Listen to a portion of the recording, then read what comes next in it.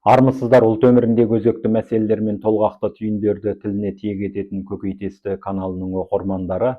Міне бір жылды аттандырып салып, тағы бір жылдың қақпасын қаққалы тұрмыз. Қазір мектептер мен жоғары оқу орындарында жарты жылдың қорытындысы жасалып, емтихандар алынып, оқушылар мен студенттердің бағасы қойылып жатыр. Бұл тақырыпты қаузап отырған себебіміз, бүгін маған бір оқытушы хабарласып, жыларман болып өзінің сырын, мұңын айтты. Бір мектепке жаңадан келген оқытушы көрінеді. Өткен жарты жыл ішінде өзінің шәкірттеріне қатаң талап қойып, оларға өзінің білімін үйретіп, енді маусым соңында оларды қатаң бақылай отырып емтихан алған көрінеді. Нәтижесінде жайшылықта сабаққа дұрыс қатыспайтын, тәртібі де нашар, оқу үлгерімі де төмен бір оқушыға 3 балл қойған. Мен бұл 3 балды оған тұқырту үшін емес, келесі маусымнан бастап жақсы үйренсін, талпынсын деген мақсатта қойып едім. Алайда оның ата-анасы келіп, шу шығарып, бүкіл мектепті басына көтерді. Соңында мектеп басшысының алдына дейін бардық. Менің балам бұрын 5-ке оқып жүрген бала болатын. Не үшін ол 3 алуы керек? Ол 5 алуы керек. Қызыл дипломмен бітіруі керек. Бұрын 5 алып жүрген бала неге 3 алып қалды? Менің балама не үшін 5 қоймайды? Ұқпайтын бала жоқ, ұқтыра алмайтын оқытушы бар деген уәж айтыпты. Соңында мектеп басшысы да әлгі ата-ананың ыңғайына жығылып, алдап сулап шығарып салыпты да, жаңадан келген білікті маманға қарғамау. Бұл ата-ана, өзі осындай шу-шұрқан шығарып жүретін ата-ана, қайтесің оған төмен балл қойып, 5 балын қойып беріп, құтылсаң болмай ма деген талап айтыпты. Мұны естіп мен тіпті таң қалдым дейді әлгі оқытушы. Әрине, дәл осы оқытушының сөзінен ақ көп нәрсе аңғарылып тұрғандай. Қазір көптеген ата-ана баласының мектепте қалай оқып жатқанына емес, қандай баға алатынына баса назар аударатын сияқты. Яғни менің балам оқып жатыр ма, ұқпай жатыр ма, өзіне қажетті білімді алып жатыр ма, алмай жатыр ма, онымен жұмысы жоқ. Менің балам 5 алуы керек, ұқса да, ұқпаса да, бастауыш мектепті 5-пен бітіруі керек деген талапты айтатын көрінеді. Балаларды кішкене тезге салып, үйретуге талпындырса, көптеген ата-аналар келіп, жоғарыда айтқанымыздай, мектепке келіп, шу шығарып, осындай әпербақан қылықтарға да баратын сыңайлы. Шынын айту керек, Қазақстанда ұстаздардың жұмыс жүктемесі өте ауыр. Қағазбастылықта баршылық.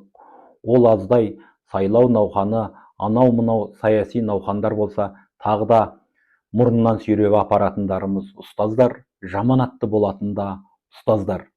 Биліктің айтқанына, басшысының айдағанына көнбесе, жұмысынан шығып, тентіреп қалатында ұстаздар болғандықтан, ұстаздардың мұңын біз көбінде түсіне бермейміз. Ал мектептегі тәртіп мәселесіне келсек, қазір оқушылар ұстазды сыйлаудан қалып барады. Өзіміз кішкентай кезімізде мұғалім келе жатыр десе, үйдің бір бұрышына тығылып, жолдан мұғаліміміз кездесіп қалса, айлана қашып кетуші едік. Ал қазіргі оқушылар мұғалімнен имену, мұғалімнен қорқу, мұғалімнен ұялу дегенді мүлдем ұмытып кетті. Ұят тұрған жерде иман тұрады, тәртіп тұрған жерде білім тұрады. Біз ұстаздарды сыйламасақ, өзімізге сабақ берген мұғалімдерді құрметтемесек, қалай білім аламыз?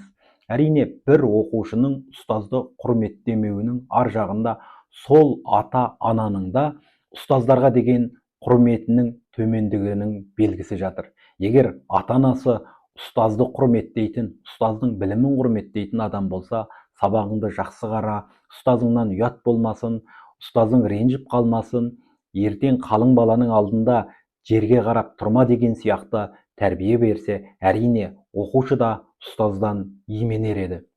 Бірақ керісінше біз қазір ұстаздарды тұқыртып ұстауға, менің балам қалай оқып жатыр, менің балам неге дұрыс ұқпай жатыр, менің балам неге 5 алмайды деген сияқты орынсыз талаптарды қойып, ұстаздарды жекіріп, баламыздың алдында тұқыртып алуға даяр тұрамыз.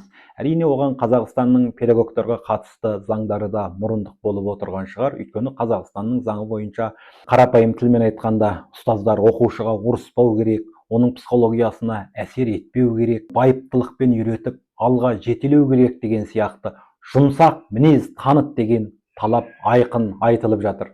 Қазақта аюға намаз үйреткен таяқ деген тәмсіл бар. Әрине бұл оқушыларды төбелеп сөз ұқпаса сабап отырып үйрет деген сөз емес. Дегенмен біз оқуға кіргенде әке шешеміздің ұстазымызға сүйегі менікі, еті сенікі деп тапсырғаны әлі күнге дейін құлағымда жүр. Неге? Бұл ұстазға қатаң талап қой, өзіңнің балаңдай баулы, тәрбиелі деген. Егер әрбір оқушы ұстазын сыйламаса, ұстазының айтқанына көнбесе, алдында сабақ өтіп тұрған мұғалімді адам деп білмесе, ол қалай білім алады? Сосында дейді жоғарыдағы маған шағынған оқытушы. Тек бұл оқытушыдан ғана естіп отырған жоқпын менің. Ағарту саласында білім беріп жүрген көптеген достарым, таныстарым, жерлестерім, ауылдастарым бар. 45 минутты ебін тауып толтыруға тырысамыз. Балалар тәртіпке бағынбайды, айтып жатқан сөзіңді оқпайды. Оқымайтын балалар оқитын балаларға кедергі жасап отырады. Ал оларға неге бүйтіп отырсың деп жекірсең, ертең ата-аналары топтасып арыз айдайды, мектепте шу шығарады. Сосын мектептің басшысы да айналайын, ата-аналар қайта-қайта шу шығармасыншы, сабағыңды дұрыстап өтіп, 45 минут сабағыңды қалдырмай тапсырмаңды беріп, өз жөніңмен дұрыс жүрсең болды деген талап айтады дейді. Міне, шыны керек, қазір оқытушылардың бәрі осындай ырықсыз жағдайға түскен. Ал біздің оқу ағартуға жауапты құзырлы органдар да баланың үлгерімі деген мәселеге жатып алған. Егер бір бала 3 алса, бұл бала не үшін 3 алды? Демек, оқпайтын бала жоқ, сен оқытыра алмай тұрсың дейтін талапты бастан бастап қоятын көрінеді. Сабақ мүлде миына кірмейтін балалар да болуы мүмкін. Өйткені оқытушы қанша мықты болғанмен, бала өзі тырыспаса, өзі талпынбаса, оған ата-анасы сәйкеспесе, баланың миына ұстаздың бір айтқаны бірден қона қалады деуде ақылға сыйымсыз нәрсе. Сондықтан бір кластағы баланы ұдайы 4-5 бағалау да бұл әділдік емес. Әрбір оқушы өзінің оқығанына сай, алған біліміне сай баға алса, ол да қоғам үшін әділетті болмақ. Сосын қазір оқулық мәселесі де оқу ағарту саласындағы ең өзекті мәселе болып тұр. Әрине, оқулықтың олқылықтарына, оқулықтың мазмұнына қатысты сындар айтыла әбден жауыр болды. Мұны қайталасақ та, баяғы жартас, бір жартас сөзіміз де далаға кететін айқын. Тым құрыса, біздің оқу ағарту министрлігі оқулықты әлі күнге дейін бірлікке, бірізділікке келтіре алған жоқ. Яғни, қазір мектептерде әртүрлі баспалардан шыққан оқулықтар оқытылады. Яғни, Атамұрадан шыққан, Алматы кітаптан шыққан, немесе басқа баспалардан шыққан, 4-5 баспадан шыққан кітаптарды сатып алып оқытады. Яғни, Астанадағы бір мектеп Атамұра баспасынан шыққан оқулықпен балаларға білім берсе, екінші бір мектеп Алматы кітаптан шыққан оқулықпен білім беруі мүмкін. Бұл да оқушының үлгеріміне және ұбт-дағы нәтижесіне әсер етуі мүмкін бе? Әрине мүмкін. Логикалық тұрғыдан алғанда, бір оқулықта белгілі бір мазмұнды тереңірек түсіндірсе, енді бір оқулықта ол мазмұн тым ашылмай қалуы да мүмкін. Бұл нені түсіндіреді? Бұл біздің елдегі оқулық жазудағы үлкен олқылықты түсіндіреді. Шын мәнінде оқулық дегеніміз бір орталықтан мемлекеттің тапсырмасымен оқу ағарту министрлігінің қатаң бақылауымен шығуы керек.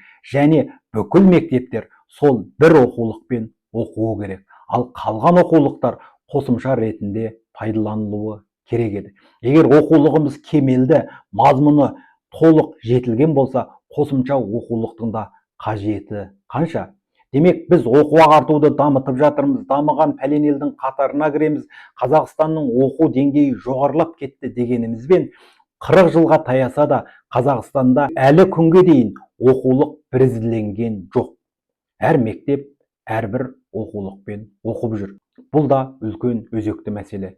Сондықтан біздің құзырлы органдар, нақтылап айтқанда оқу ағартуға жауапты министрліктер осы оқулық мәселесін бірізділендіруі керек. оны тендермен анағанда мынағанда жаздырмай, білікті оқытушыларды ұйымдастыра отырып, мақсатты түрде қатаң талап қоя отырып, оқулық жазуды қолға алу керек. Сондықтан осы жоғарыдағы екі мәселеге ата-аналарымызда баса назар аударса дейміз. Әрбір мектеп табалдырығын аттаған баланың бәрі бірдей ғалым болып шығуы екіталай. Бәрібір сіз қандай мектептен оқытыңыз, қандай оқытушыдан оқытыңыз, қандай тәсілмен оқытыңыз, ол бала өзінің әуесіне қарай, қызығуына қарай, талантына қарай өз бақытын түзейді. Сіз қандай мықты мұғалімға беріп, менің баламнан ғалым шығар, физик шығар, химик шығар, дәрігер шығар деген талап қойғаныңызбен, сіздің балаңыздың ол салаға әуестігі болмаса, балаңызды да бекер қинайсыз, өз қаражатыңызды да текке шашасыз. Ең бастысы, бала мектепте ең әуелі адам болуды үйренуі керек. Кезінде Қойшығара Салғараұлы ақсақалдың қазір біздің жоғары оқу орындарда, білім орындарда маман тәрбиелеуге баса назар аударды да, адам тәрбиелеуді екінші орынға сырып қойды дейді. Егер сіздің біліміңіз қанша жоғары болғанымен, адамдық қасиетіңіз төмен болса, ол адамнан қоғамға да, халыққа да, мемлекетке де келетін пайда шамалы. Сондықтан біздің жалпы ұлттық оқу ағарту мәселесінде ең әуелі адам тәрбиелеуге баса назар аударған дұрыс сияқты. Қазірше айтарымыз осы. Ықыластарыңызға рахмет. Келесі кездескенше сау саламат болыңыздар. Еліміз аман, жұртымыз тыныш болсын.